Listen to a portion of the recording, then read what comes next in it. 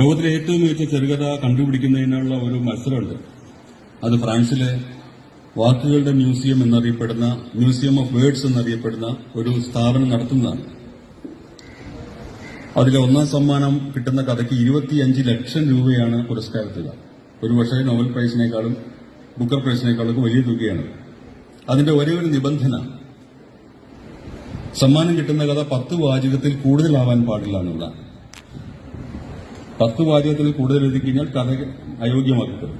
കഥ എഴുതാൻ താല്പര്യമുള്ള, കഥ വായിക്കാൻ താല്പര്യമുള്ള, കഥയിലെ രാഷ്ട്രീയം എന്താണ് എന്ന് തിരിച്ചറിയാൻ താല്പര്യമുള്ള നിങ്ങൾക്ക് വേണ്ടിയിട്ട് ആ കഥ മാത്രം പറഞ്ഞുകൊണ്ട് 10 വാചകങ്ങൾ പറഞ്ഞുകൊണ്ട് ഞാൻ അവസാനിപ്പിക്കും. അർമാൻഡോ മക്കിയ എന്ന് പറയുന്ന അർജന്റീന എഴുത്തുകാരൻ, 25 വയസ്സുള്ള അർജന്റീനയിലെ ഒരു എഴുത്തുകാരനാണ് അത് എഴുതിയത്.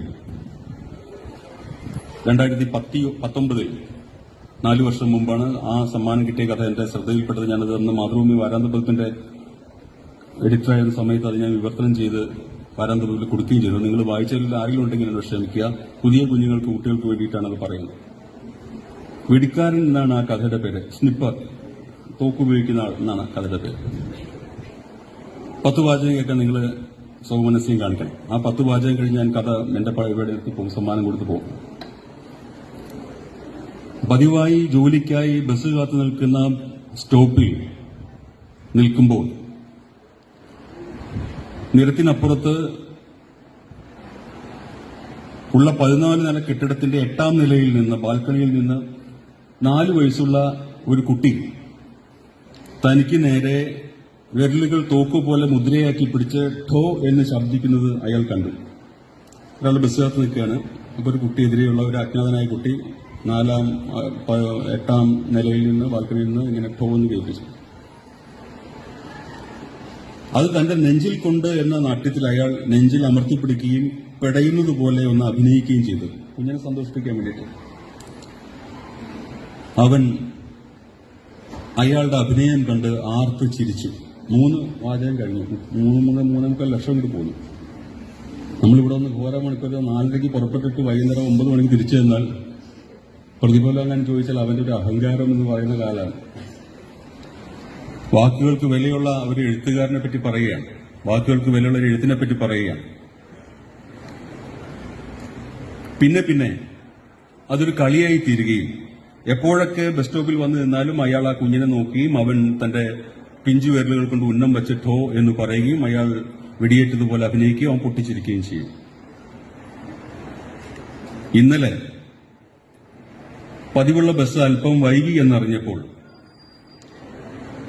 ബാൽക്കണിയിൽ പ്രത്യക്ഷപ്പെട്ട കുഞ്ഞ് അവന്റെ വിരലുകൾ മുദ്രയാക്കി, തോക്കിന്റെ മുദ്രയാക്കി ഉന്നം പിടിക്കുന്നതിന് മുമ്പേ അയാൾ തന്റെ പാരുഷ്യം നിറഞ്ഞ 2 വിരലുകൾ അവന് നേർക്ക് പിടിക്കുകയും ഠോ എന്ന് ശബ്ദിക്കുകയും ചെയ്യും. ഒരു കളിയാണല്ലോ, ഒരു രസം അങ്ങോട്ട് ഒന്നാവാം. അടുത്ത നിമിഷം 8ാം നിലയിൽ നിന്ന് അവൻ പിടഞ്ഞ് താഴത്തെ നിരത്തിലേക്ക് മറഞ്ഞു വീണു. ചോരയുടെ ഒരു ചെറിയ വൃത്തത്തിനകത്ത് പിടഞ്ഞുകൊണ്ടിരുന്ന കുഞ്ഞിന്റെ അടുത്തേക്ക് അയാൾ പരിഭ്രമത്തോടെ ഓടിച്ചെന്നു. കുഞ്ഞെ, ഇന്നലെ വരെ നീ എന്നോട് കാണിച്ചതല്ലേ ഞാനും നിന്നോട് കാണിച്ചതുള്ളൂ? അയാൾ വേദനയോടെ ചോദിച്ചു. വിറയ്ക്കുന്ന തൊണ്ടയിൽ തന്റെ അവസാനത്തെ വാക്കുകൾ ഉരുടുന്നതിന് മുമ്പ് കരുണാർദ്രമായി അയാളെ നോക്കിയിട്ട് അവൻ പറഞ്ഞു, അങ്കിൾ, പക്ഷെ ഇന്നലെ വരെ അങ്കിളിനെ ഞാൻ വെടിവെച്ചത് കൊല്ലാൻ വേണ്ടിയിട്ടായിരുന്നില്ലല്ലോ എന്ന്. അത്രയുള്ളൂ കഥ. എല്ലാം സിമ്പിൾ വാക്കുകളാണ്. ഇത് അറിയപ്പെടാത്ത ഒരു വാക്കുകളുമില്ല. ശബ്ദധാരാവിൽ നോക്കിയിട്ട് അഡ്ജസ്റ്റ് ചെയ്യേണ്ട ഒരു വാക്കുമില്ല. പക്ഷെ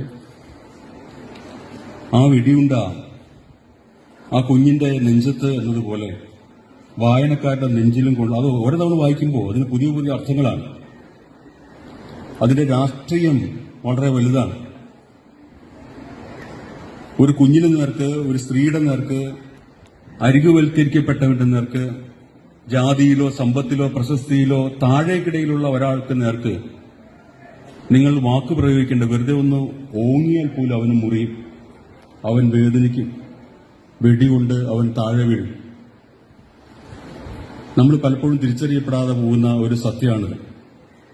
യുവറേഴ്സിൽ ക്യൂ നിന്നിട്ട് നല്ല മദ്യം കിട്ടാതെ വരുമ്പോൾ ഒരു ചാത്തൻ സാധനം നമ്മൾ അറിയാതെ പറഞ്ഞാൽ നമ്മുടെ പിന്നിലേക്ക് നിരത്തിന്റെ അച്ഛന്റെ പേരായിരിക്കും ചാത്തൻ എന്ന്. അവന് ചാത്തൻ വളരെ പ്രധാനപ്പെട്ട ആളാണ്.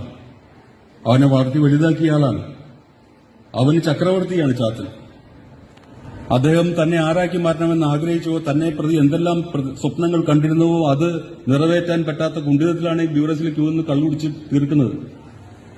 അപ്പൊ മുന്നിലിരിക്കുന്ന ഒരാള് ഒരു വസ്തുതയെ, ഒരു വസ്തുവിനെ ഇകഴ്ത്താൻ വേണ്ടി ചാത്തൻ എന്ന് പ്രയോഗിക്കുമ്പോൾ അവന്റെ നെഞ്ചത്ത് നമ്മൾ അറിയാതൊരു വെടിയുണ്ട കൊള്ളുന്നുണ്ട്.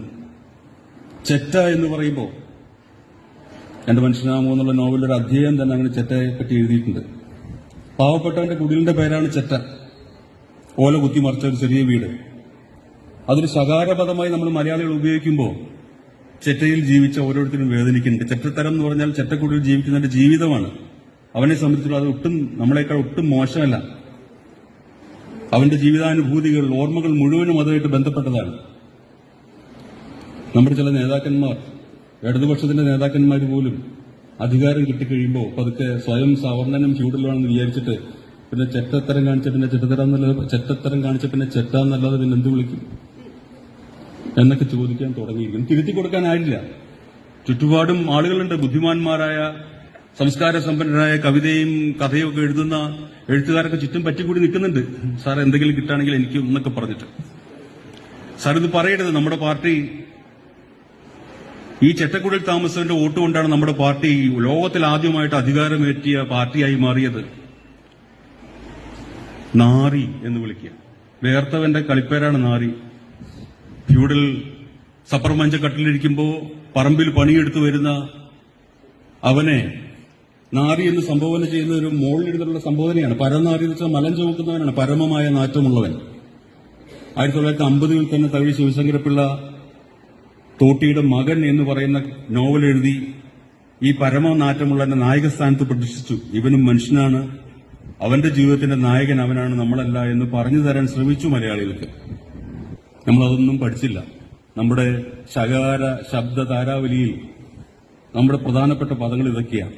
ഈ പാവപ്പെട്ടവന്റെ നെഞ്ചത്ത് വെടിവെക്കുന്ന ഈ പദങ്ങൾ കൊണ്ട് നമ്മൾ അമ്മാനമാടി രസിക്കുകയാണ് അറിയാതെ. അത് രാഷ്ട്രീയ നേതാക്കന്മാർ മുതൽ സാംസ്കാരിക നായകന്മാർ മുതൽ എല്ലാവരും ഇത് പറയുന്നു. ഈ വാക്കിന്റെ വേര്, ഈ വാക്കിന്റെ രാഷ്ട്രീയം, ഈ വാക്കുണ്ടാക്കുന്ന വേദനയെ പറ്റിയാണ് അർമാൻഡോ മക്കിയ 25 ലക്ഷം രൂപയ്ക്ക് പറഞ്ഞു കൊടുത്തത്. നിങ്ങൾ വെറുതെ ഒന്ന് ചൂണ്ടിയാൽ മതി, ഒരു കുഞ്ഞിന് വേദനിക്കും. നിങ്ങൾ വെറുതെ ഭർത്താവ് ഭാര്യയോട് പറയുന്ന ഞാൻ ആണും നീ പെണ്ണുമാണ് എന്ന അർത്ഥത്തിൽ പറയുന്ന ഒരു വാചകം മതി, ആ പെണ്ണിന്റെ നെഞ്ചിൽ ഒരു വലിയ വെടിയുണ്ട പോലെ തറച്ച് കയറും. അവൾ മരിക്കും. നമ്മളത് കാണുന്നില്ല, ചോര നമ്മൾ കാണുന്നില്ല.